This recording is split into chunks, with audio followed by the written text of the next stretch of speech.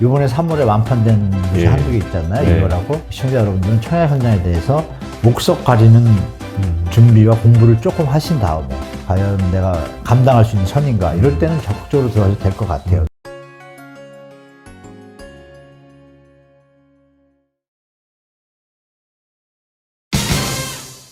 안녕하세요. 내용 자이언트TV의 안광성 기자입니다. 2022년 하반기 이후 집값이 고점 대비 20-30%씩 빠진 지역 많죠? 그러다 보니까 이제 집값이 바닥을 찍은 건지, 뭐 올해 초에 좀 반등했다는데 사도 되는 건지 좀 고민하시는 분들 많을 것 같습니다. 어떻게 보면 이제 작년 하락장이 본격화되기 이전부터 미국발 금리 인상과 한국 부동산 시장 경착륙을 경고해 주신 한문도 연세대 교수님 모시고 말씀 나눠보겠습니다. 집값 하락은 이제 작년부터 본격화됐죠. 그러다 보니까 이제 그렇죠. 본격화되는 과정에서 교수님이 경고의 메시지를 다시 한번 깨달으신 분들이 또 교수님의 말씀을 많이 좀 들으려고 했었는데, 네. 예, 아무래도 올해 2월에 뭐 네. 한국 부동산원에서 발표한 뭐 아파트 실거래가 지수나 이런 게 소폭도 바닥 찍고 뭐 조금 반등하는 모습을 보이면서 이제 그러다 보니까 이 집값 바닥을 찍은 거 아니냐, 뭐 이런 걸 궁금해하시는 분들이 많더라고요. 아, 네. 예, 이에 대해서 뭐 교수님께서는 어떻게 생각하시는지 궁금합니다. 우리가 이제 산을 오르다 보면 중턱이라는 표현을 쓰잖아요. 그 올라갈 때도 우리 폭등기에도 2019년도에 잠시 내렸었어요. 그다가 다시 올라갔잖아요. 예. 그러니까 우리 산을 타서 정상을 찍고 나면 내려올 때도 쭉 못 걸어오잖아요. 중간에 보면 벤치도 있고 이렇게 예. 턱이 있잖아요. 저는 그런 턱 같아요. 그러니까 내려오다가 잠시 멈추는 턱, 그리고 다시 내려갈 건데 뭐 요즘 뭐 경제 용어로 뭐 데드캣 바운스라고 하잖아요. 예. 주식 용어로는 일시적 반등, 예. 과대 낙폭에 따른 반발 매수. 예.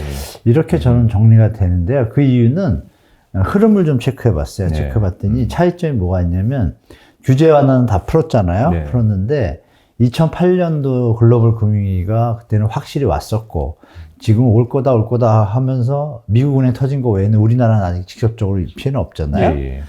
그런데 이제 그때 규제 완화 대책하고요. 지금 완화 대책하고 거의 똑같아요. 아. 거의 똑같은데 예. 다른 점이 하나 있죠.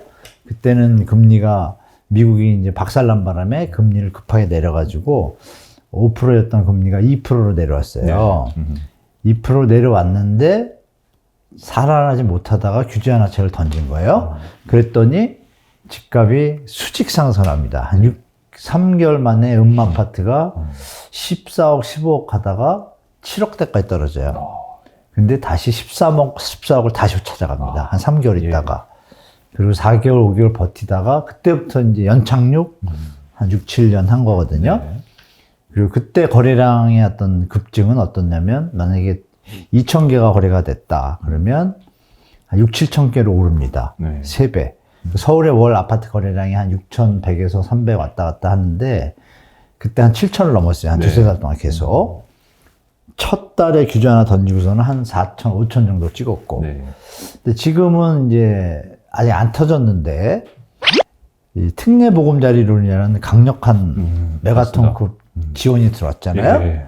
그렇다면 우리가 상식적으로 생각할 때 아직 우기가 안 터졌고 그러면 적정한 그때 수준의 집값이라면 특히 소득 대비 네. 똑같은 모습을 보여야 정상이잖아요. 맞습니다. 그런데 못 올라갔어요. 그래서 지금 뭐 거래량 급증, 바닥 찍었나 말씀 주신 그런 내용들이 그때랑 상대 비교를 해보시면 확실히 알 수 있습니다. 특히 지금 한 2,000건, 2월 달에 2,400건인가 찍었을 거예요. 아마 네. 2,500 정도 나올 것 같은데요. 그 중에 1, 200건은 저 SHLH가 매입임대예요. 허수고도 빼야 되고. 예. 3월 달도 지금 이제 2,000이에요. 지금 4월 지금 첫째 주인데 네. 첫째 주 끝나가는데 2,000건 넘었으니까 잘하면 3,000, 4,000 갈 수 있을 것 같아요. 네. 그러면 우리가 기사를 접할 때는 작년 하반기에 막 내려갈 때 월 거래량이 최저치 찍은데 6, 700이었단 말이에요.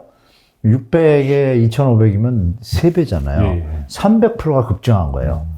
그러니까 기저효과로 1,000원짜리 하던 게 300원이 됐는데 600원이 되면 2배가 오른 것 같지만 1,000원보다 싸잖아요. 많이 싸죠?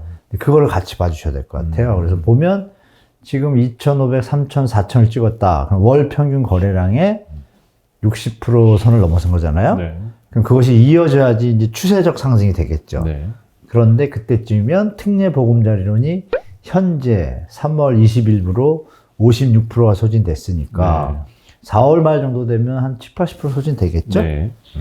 그거를 이제 시간 계산을 추이를 보면 그러면 5월이면 특례보금자리론의 어떤 그 긍정적인 효과는 소진되기 시작할 것이고, 그리고 미국의 금리가 인상을 못하더라도 동결할 가능성이 높다고 가정하더라도 고금리는 그대로고, 예. 또 일시적으로 지금 국채금리가 내려와서 일반 우리나라 은행 주택담보가 3.56대로 내려왔다고 기사들이 많잖아요. 네. 근데 많은데 그 내용을 들여다보면 그 3.567을 받을 분들은 상위 10%밖에 다 안 되고, 나머지는 다 4.2, 4.5 똑같아요. 그래서 제한적이기 때문에 변동상 금리나 이런 것들이 피벗이 일어나고 이런 시점이 아직 안 왔기 때문에 예. 하반기 가면서 결정적으로 입주 물량이 올해 많습니다. 40만 채가 넘어요. 네. 그러면 우리가 아시잖아요. 수요 공급 이론에서 공급이 많으면 당연히 가격은 하방 압력을 받으니까 네. 그러면 이것은 일반 전문가분들 얘기하는 또 제가 얘기하는 예. 데드캣 바운스, 일시적 반등에 그칠 가능성이 상당히 더 높다라고 저는 정리하고 예측하고 있습니다. 예. 이 교수님의 이제 금융 부동산적인 접근을 정리해 주신 더 크래시라는 책을 이제 출간하셨습니다. 네네. 부끄럽습니다. 예. 이제 신간도 출간하시면서 제가 또 보니까 이 실질적으로 무주택자 내지는 1주택자 같은 이제 중산층 실수요자 분들께서 어떻게 이제 부동산 하락장을 맞이해서 좀 자산을 지키고 내 집 마련을 준비할 수 있을지 이런 화두를 좀 던져주셨는데, 이 서울 경기는 말씀하신 대로 거래량이 최근 뭐 반등했지만 데드캣 바운스에 가깝고, 전국적으로 사실 대구, 인천이 좀 지역적으로 공급 물량이 너무 많아서 여전히 앞으로의 당분간 집값 전망도 밝지 않은 상황에서 실제로 내 집 마련을 뭐 어느 정도로 권하고 계신지, 아니면 내 집 마련요? 예, 내 집 마련 진짜 뭔가 그 다른 사정으로 재테크가 아니라 내 집 마련이 다른 이유로 필요하신 분들께는 좀 어느 지역이나 뭐 지역별로 좀 어떻게 좀 접근을 달리하는 걸 권하시는지 궁금합니다. 인천, 송도라든지 최근에 얼마 전까지는 제가 권해드렸어요. 강동구 일대 예. 좀 낙폭이 과대한 지역들이었잖아요.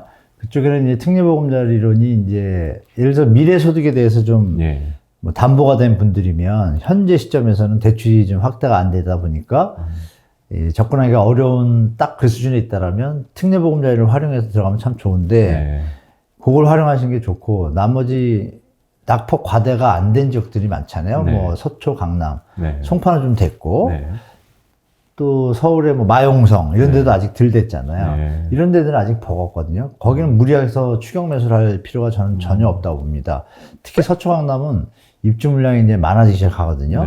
그래서 더 내려갈 가능성이 좀 많아요. 조심하시고, 무주택자분들은 일단 조급한 마음이 들 수도 있어요. 왜냐하면 보도에 특례보금자리론 뭐 56.3% 소진 막 이런 거 나오잖아요. 이렇게 괜히 그 문구 자체가 나 빨리 받아야 되나 이런 생각나게 해요. 조급하게 만들죠. 막상 시장을 가보면 분명히 저번에 떨어져가지고 10억짜리가 6억이었는데 그새 7억 5천 8억이 돼가는 거예요. 호가가. 그러면 이게 또 박탈감만 좀 느끼고 다시 오게 되고, 내가 버는 거하고 계산해보면 좀 비싸단 말이에요. 그게 이제 지금 3월 말부터 좀 나타나고 있어요. 그래서 추격 매수는 조금 지역적으로 차별화돼서 접근하셔야 되고, 그 다음에 이제 청약 물량이 올해 많이 나옵니다. 이번 달에 4월에 아시는 바와 같이 PF 문제로 인해서 부동산 하락계 심리가 이제 뭐 매수 심리가 약화되다 보니까 이 부동산 그 시행자분들께서 고분양가를 고집하기 어려운 때잖아요. 그럼 분양가를 낮추려면은 우리 시행자, 시공자, 대출기관이 아니면 조합원들 입장이니까 금융비용 문제 때문에 누가 더 그럼 깎을 것인가를 얘기해야 되는데 서로 안 깎이고 싶다 보니까 회의가 길어졌나 봐요. 그래서 1월, 2월에 분양할 예정이던 물건들이 다 3월, 4월로 늦춰졌는데 3월도 별로 안 됐어요. 그러니까 이번에 3월에 완판된 게 한두 개 있잖아요. 이거라고. 그런 데들은 과감하게 보면 완판 이유가 뭐예요? 시세보다 현재 조금 내려갔는데 그 시세보다 저렴한 분양가. 근데 신축. 그러면 소비자들이 다가가는 거예요. 그런데 똑같은 서울인데도 완패한 지역도 있잖아요. 맞습니다. 2월달도 그렇고 마포에도요. 풀싸니까. 그러니까 결론 뭐냐면 청약 현장별로 시행자들의 입장이 틀려가지고 분양가가 다 들쑥날쑥할 거예요. 그래서 지금 펌핑을 많이 된 상태에서 4월에 물량이 많이 나올 겁니다. 아마 언론 보도도 엄청 나올 겁니다. 그러면 시청자 여러분들은 청약 현장에 대해서 옥석 가리는 준비와 공부를 조금 하신 다음에 시세 조사하시고 과연 내가 감당할 수 있는 선인가 이럴 때는 적극적으로 들어가도 될 것 같아요. 충분히 조정된 지역이라면 그리고 이제 조금 부담이 되시는 분들은 이 정부에서 하는 공공분양 택지들 있죠. 예. 또 1기 신도시, 일기 말고 3기 신도시가 이제 착공을 들어갔잖아요. 네. 아마 하반기에 분양 들어올 겁니다. 네. 왜냐하면 내년이 총선이에요, 여러분. 총선이면 정치인들은 항상 국민들을 정책적으로 보는 것이 아니라 점점점 하면 무슨 말씀인지 아실 거예요. 그렇다면 이왕이면 네. 연말에 내는 게 극대화 효과가 나겠죠. 그러니까 이제 정부 입장에서는 그 좋은 호재의 어떤 청약 물건들을 제가 볼 때 11월, 12월에 한번 펑, 1월, 내년 1월 초, 2월 초? 네. 그러면 그때까지는 좀 기다려 보셔야 되잖아요. 근데 분양가가 이제 나올 거 아니에요. 그러면 아마 제가 볼 때 가을쯤이면 조금 힌트를 줄 것 같아요. 예정 분양가가 어느 정도라라고 이렇게 뉘앙스를 던져줄 것 같아요. 지금 흐름을 보면. 네. 그때 그 예정 분양가를 한번 체크해 보시면 이 자체가 뭐냐면 수요가 이쪽으로 심리로 가게 되면 매수 심리가 일단 유효 수요가 10명 있다 그러면 3, 4명은 잠시 관망사대로 돌아가면 현재 부동산을 10분이 돌아다니시다가 3분이 줄면 사람들이 들찾아오면 소리 없이 번지게 되면 부동산들이 느끼잖아요. 공인중개사들. 1, 2, 3월에 많이 찾았는데 갑자기 줄기 시작해. 왜지? 그러면 이제 또 역전되겠죠. 그래서 제가 드릴 말씀은 그러면 이제 가격이 하락되는 얘기 뭐예요? 신규 분양가는 기존 주택 대비 감정을 해가지고 60에서 80% 선에서 분양가를 정해요. 그렇죠.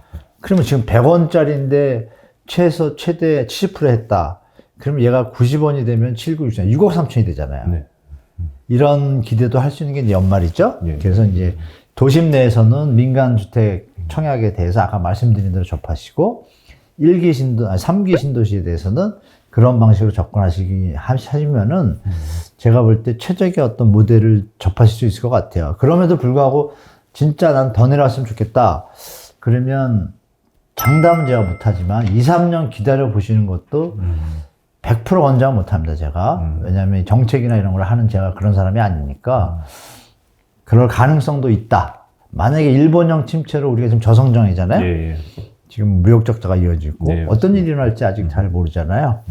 그래서 그런 것까지 감안한다면 조급해서 따라갈 필요는 없고 충분히 기다려볼 만한 타이밍인 것 같은 생각이 저는 많이 들어요, 사실. 네. 무리해서 절대 따라하지 마시라. 그럼 민간 물량은 이제 청약별로 현장별로 옥석 가리기 그리고 그렇죠. 하반기에 이제 3기 신도시 공공택지 분양 같은 경우는 네. 한번 관망을 좀 해보라. 추가죠. 예.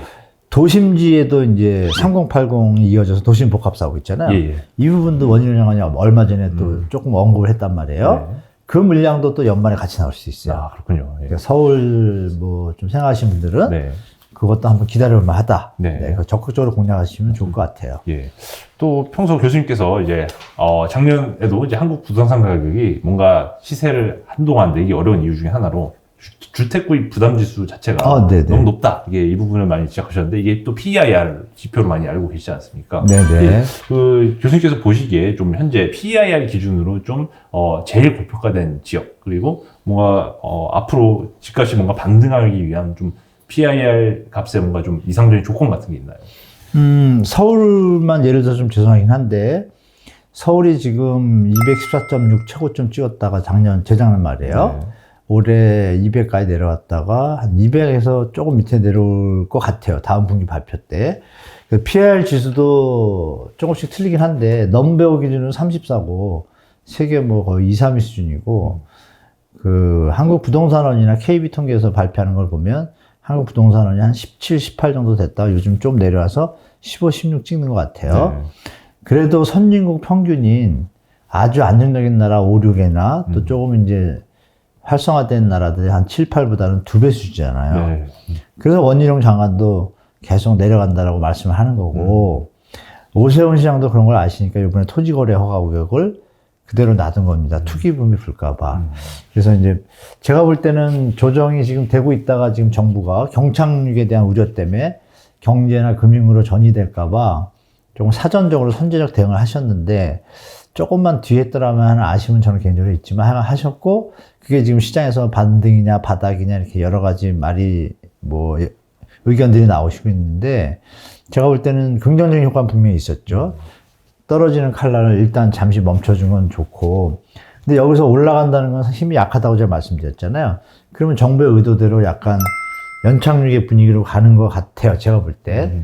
특례보험자회는 끝나면 그게 시작될 것 같아요. 예. 그러면 그때 연착륙으로 스텝다운식으로 한 1년 정도 이어진다고 가정하면 부담지수로는 100에서 200, 뭐 300인데 100이라는 수치는 여러분이 중간 소득 그 DTI 25.7%에다가 20년 고정금리를 해가지고요. LTV는 49.7인가 한 50 정도 돼가지고 뽑은 수치가 100일 경우가 이제 소득의 25%를 부담하는 겁니다.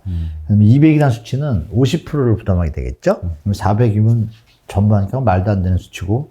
근데 214를 찍었다 그랬잖아요, 고점 때.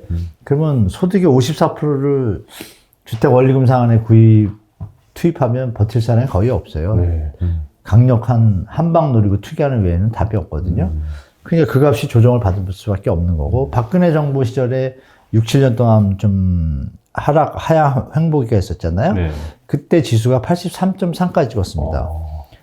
그때 상당히 안정적이었어요. 근데도 사람들이 막 사고 뭐 이런 게 아니라 자연히 그냥 거래가 되고 있었어요. 서울의 월 아파트가 5천, 6천 건 안정적으로. 그런데 이제 건설 또 경제 성장률의 GDP가 건설 산업이 크잖아요. 네. 경제 성장률도 낮아지고 좀 대통령들은 다 경제 성장률을 높이고 싶거든요. 그때 이제 초이노믹스 했잖아요. 예. 그러면서 이제 83에서 지금 200까지 온 거예요. 쉬지 않고 7, 8년을 갔다. 2015년부터. 예. 그럼 쉬지 않고 왔으니까 여러 가지 모델이나 뭐 부동산 사이클 모델을 봐도 약간 조정기가 왔는 건 확실해요. 그럼 조정의 폭이 어디냐잖아요. 예. 제가 계산해 보니까 40% 최고점 대비 고점 40%는 무조건 예. 내려오겠다. 그래서 평균적으로 보니까요 2.5배에서 3배 올랐더라고요. 네. 6, 7년 만에. 예. 그러면 50% 폭락을 해도 100원짜리가 300원이 됐으면 50%면 150원이 됐잖아요. 네. 그러면 50% 상승한 거예요. 그러네요. 그쵸? 6, 7년 네. 동안. 물가 상승률은 50%안 되거든요. 네. 그래도 오른 거예요. 다만 영끌에서 꼭지점에서 3분들이 힘든 상황이 벌어진 거죠. 그래서 그렇죠. 그러면 그래도 하여간 시장은 수요와 공급과 여러 가지 경제 요인이랑 맞춰본다고 할 때 제가 볼 때는 추가 조정이 좀 될 수 있는 여지가 너무 많이 남아있는 거예요. 아니면 우리가 경제 성장이 좋아서 돈이 막 벌고 있으면 버틸 수가 있는데 네. 그런 상황은 또 아닌 것 같잖아요. 그래서 네. 제가 볼 때는 1, 2, 3년 안에 좀 연착륙이 쭉 이어질 가능성이 높지 않을까. 네. 그러고 나면 그 사이에 이제 주택 가격은 조금씩 내려올 때 우리가 소득을 모으잖아요. 네. 그럼 이제 2016, 17년 때 수요가 폭발적으로 터지는 것처럼 그때 이제 요번에 던진 정책들이 나왔다라면 쫙 올랐을 텐데 네. 결론은 좀 길어졌지만 말씀 주신 대로 한 상승의 폭만큼 계산을 해보면 하락이 아직도 좀 남아있다. 추가 네. 조정이. 그래서 조금 덜 떨어진 데는 뭐 5에서 15% 정도 더 떨어질 것 같고 조정이 많이 된 곳들은 5에서 10% 사이에서 멈출 것 같다. 네. 뭐 이렇게 좀 보고 있습니다.